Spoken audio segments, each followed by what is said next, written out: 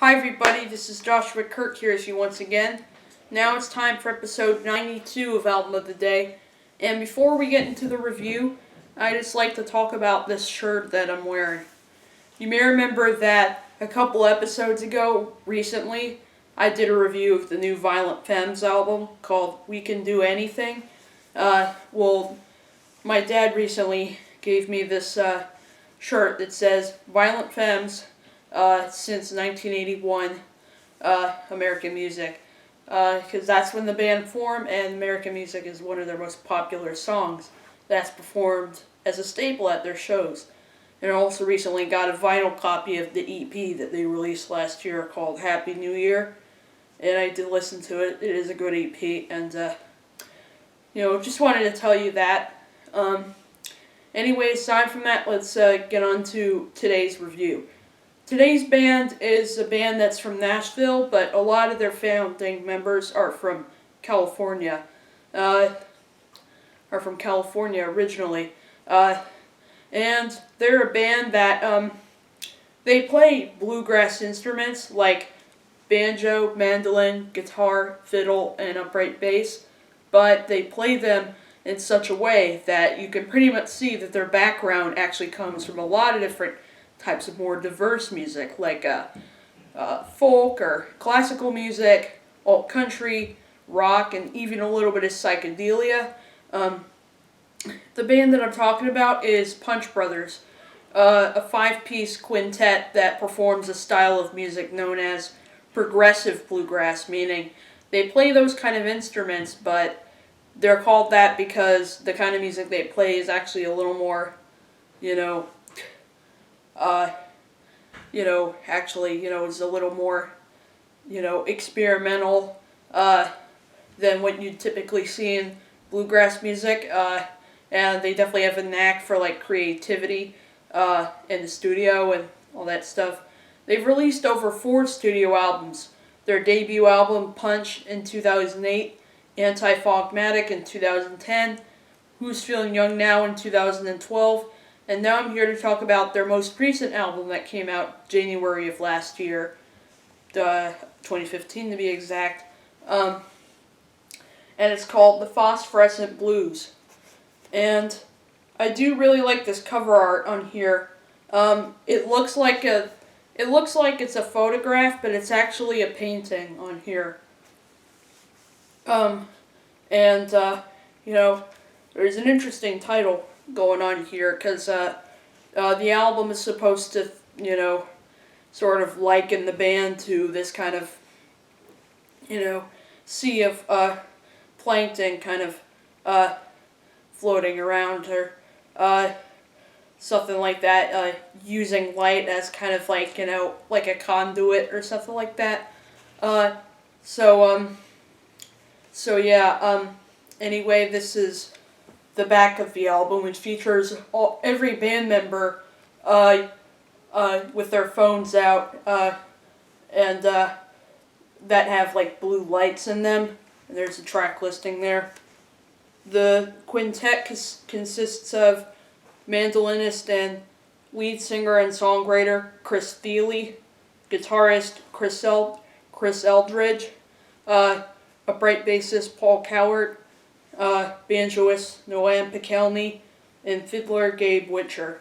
And this is produced by T-Bone Burnett, who's known for composing the score for a ton of different films like Oh Brother Where Art Thou, Walk the Line, and Inside Llewyn Davis more recently. This band's worked with quite a few producers, like they worked with John Bryan as producer on Anti-Fogmatic, and on their last album, Who's Feeling Young Now, they worked with Jakir King, known for his work with people like Tom Waits and people like that. And then there's a photo of all the band members.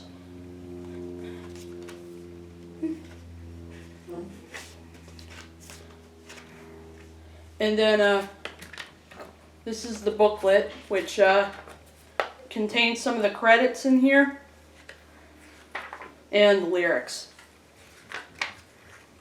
It's kind of bright, so you can't really see them too well, but oh well.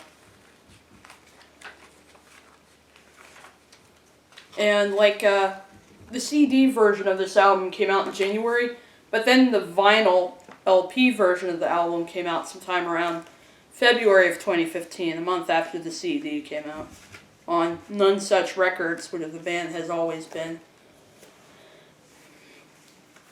And, that's the packaging for my CD copy of the Phosphorescent Blues. So yeah, so I feel that this album definitely is a huge leap forward to the band, for the band in terms of kind of new ideas and, some, and as well as pointing out some of their strongest songwriting to date, and really, and them sounding so vocally this album pretty much shows the band more daring and confident than ever, pretty much.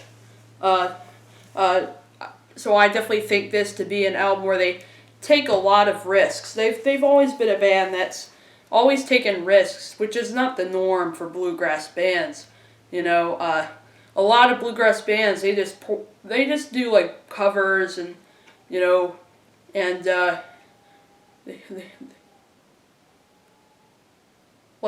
they just do covers and bluegrass standards and never really branch out. While a band like this, on the other hand, writes their own songs and while still doing a few covers here and there, and verse here there. That's always willing to try new things, especially when they're sitting there with a producer like T-Bone Burnett.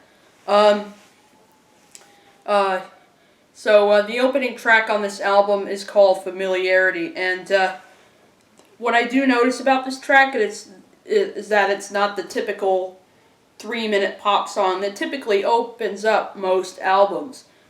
Instead, it's a 10-minute track, 10-minute piece of art, or mini book, I would call it, that's got 3 mini songs put together into one just amazing, beast of music right here. The band really outdid themselves with this song, with, it's, so the opening is driven by this mandolin line that seems to kind of,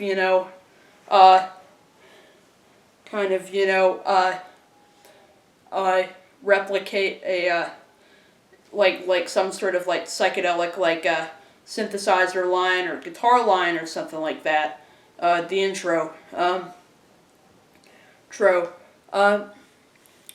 so pretty much opens up the story, and then the second part of the song is more kind of psychedelic and and has these beautiful kind of Beatlesy vocal harmonies going on, as well as the use of as well as some pretty heavily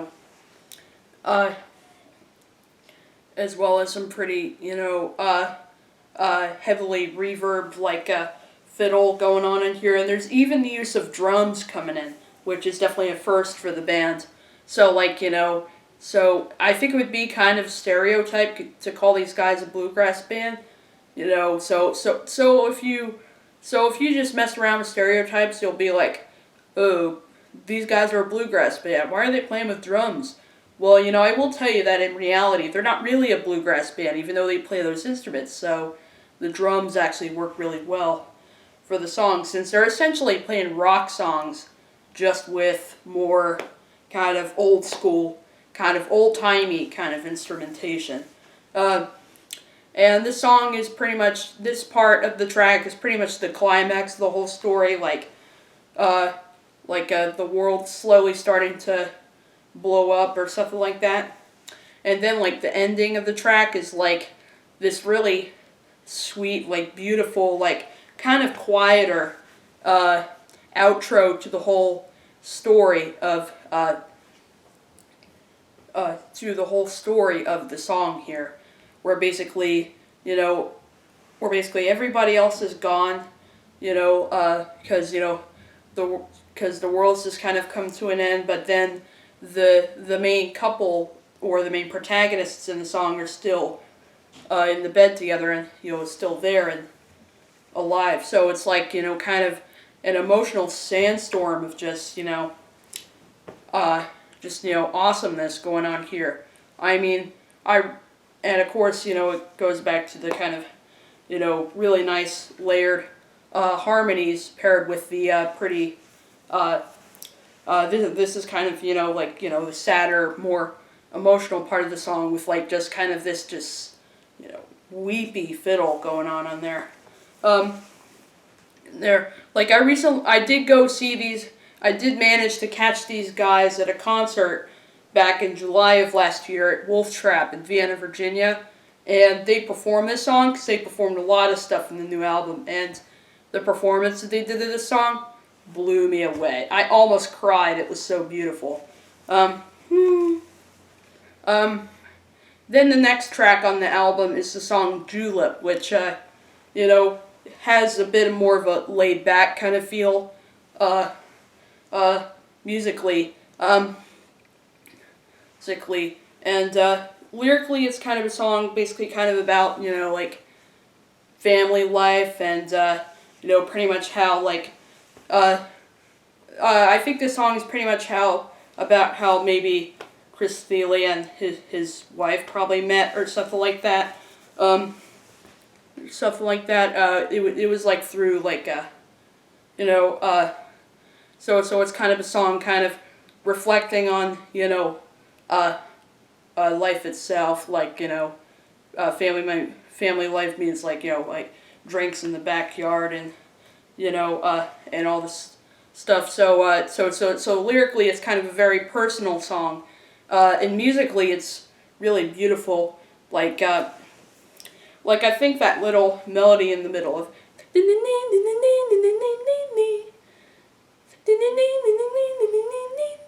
is one of the highlights on this album. Would have to be that really beautiful, sort of multi-tracked mandolin melody on there, paired with some upright bass that's played with a bow. Paul Cowart has the ability to play his bass with a bow pretty often. And he does that pretty much more than ever on this album. Next is a cover of a classical music instrumental piece called Passepied, which is composed by Claude Debussy. So Passepied is basically a 16th century kind of dance type of music that they would be playing at royal balls or stuff like that. So Punch Brothers basically took this classical music piece and played it through some more some old-time string band instruments, and let me say, they really killed it with this performance. And they did play this live, and again, that performance is definitely one of the highlights of that night at Wolf Trap. The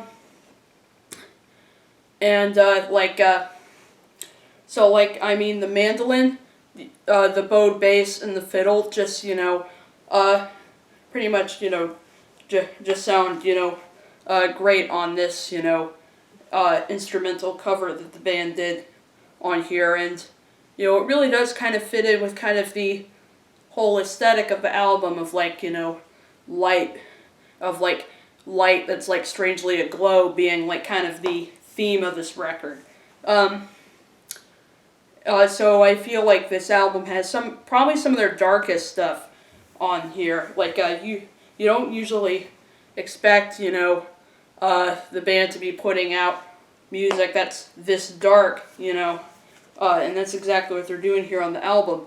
On the single on here, I Blew It Off, which takes a more rock direction in the sense that, it has an electric guitar on it, which, of course, T-Bone's kind of convincing the band to try using percussion on some songs or electric guitar, so there's kind of a rock feel coming through on the song, in terms of I like how on the verses it's got typical acoustic instruments, it's driven by some overdubbed strings from Paul Cowart and Gabe Witcher, and then in the chorus it gets all electric, and I do really like that mix together on there of how it's, sort of changes.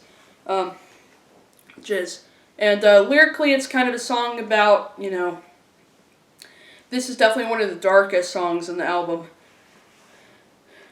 Lyrically. So, like, this person has his fair share of 21st century stress, and because he's in a really, like, just, failing relationship where, he's kind of so it's kind of a song about kind of regret a little bit, and regret for big mistakes you've done or something like that. Then there's the song Magnet, which is a song kind of about how the two people, like, it's kind of a pretty dark song lyrically. It's about, like, this relationship where the two people in the couple tend to push each other away, and, like, they kind of argue over, who's gonna take one of us home, or who's gonna take us now, or who's gonna take who now. So it's like, so they're sort of triggering their own little blank check order to pay, and all that stuff. So lyrically, it's a pretty serious song in terms of the subject matter. And musically, I really like the idea that the band has of, like, mirroring all the different elements with an electric guitar on this song. Obviously, that was, like, T-Bone's idea on here. So it's, like, a really great idea here. But probably the best song in the album I really like the song Familiarity, but probably the best song in the album would have to be the 6th track, My Oh My, which they opened the show at Wolf Trap with this song, and it's kind of,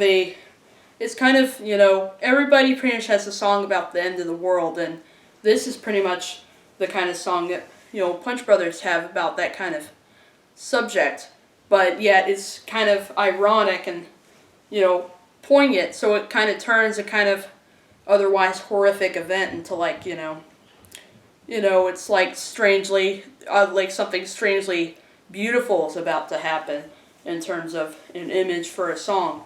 And, this song, I love how, Paul and Gabe, just kind of, blend together their bass and fiddle into, like, kind of, it's sing, with the way they overdub it into, like, a string section, it's, like, pretty hard to tell that there isn't a 4-piece string quartet sitting in there with them playing this song. And plus some really nice vocal harmonies on it. And yeah, just, very good song right there. Definitely one of the best songs Punch Brothers have done, as well as Familiarity, of course. Then there's the cover of the traditional folk song, Boll Weevil, which, it's but this one somehow manages to fit in with kind of the dark aesthetic of the album. It's kind of told from the point of, it's sort of the story of, like, Boll Weevil is like some sort of bug that eats up cotton. So, like, excuse me. So, like, I think it really does fit in with kind of the aesthetic of the album, and, even though some may think it probably doesn't really fit in with the rest of the album, but I personally think it fits beautifully with everything.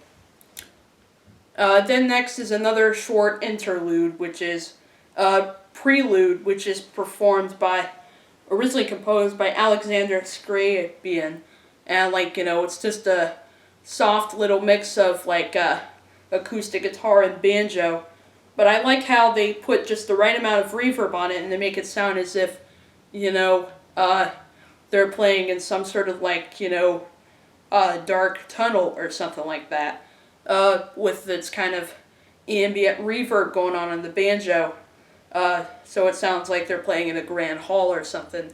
And, like, the banjo sounds really beautiful on here, even though it's a pretty short piece that comes by pretty quickly. And then there's the song Forgotten, which is again a really nice song with it's like I think its blend of melody on here is fantastic, and I really like that part in the middle where where the band sounds kind of like or sounds kind of orchestral, which again it sort of shows you it's hard to tell that there's not a four-piece string quartet in there with them. And plus I really do like the vocal harmonies that occur in like the chorus. Like again they have kind of a kind of a Beatlesy kind of feel to them. And then there's Between First and Egg, which I'll have to tell you more about this track.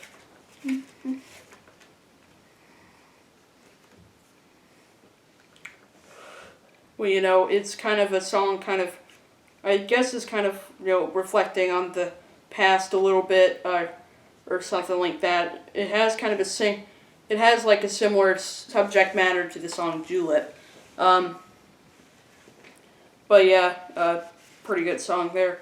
And then it closes with Little Lights, which, it's a song kind of, even though it doesn't appear till the end of the album, it still feels like, I think, the defining moment of the whole album. It's, about basically, Punch Brothers like to think of themselves as, like, these little plankton, like, floating over the sea, and, like, kind of, and they're, and, and the fans kind of, you'll feel that way, too. So lyrically, this is kind of the song about kind of the importance of, like,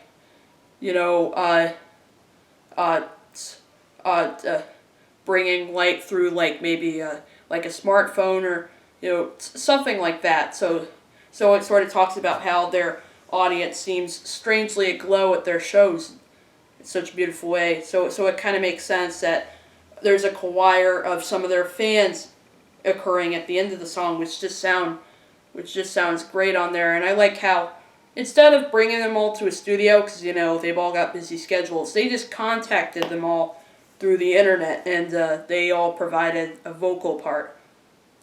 So yeah, I do really like this album. I feel it's definitely a big progression from the last album, even though I do think Who's Feeling Young Now is an awesome record too, in terms of the great ideas. So yeah, I mean, even the moments on here that aren't the best ones, I don't skip a single thing on here. So I think I'm going to have to give this one maybe an 8 or actually a 9 out of 10, because, I was blown away, and this album has some of their best work on it. And like the performances that the band put on of these songs live were definitely incredible. Definitely some of the highlights of that show. And they're very entertaining, so highly recommend you check out this album and check out some of the other albums by the band, and catch them live if you can, because they're definitely, you will walk out of there with more than just the songs in your head, trust me. And that's my review of the Phosphorescent Blues, the newest album by Punch Brothers. See you for episode 93.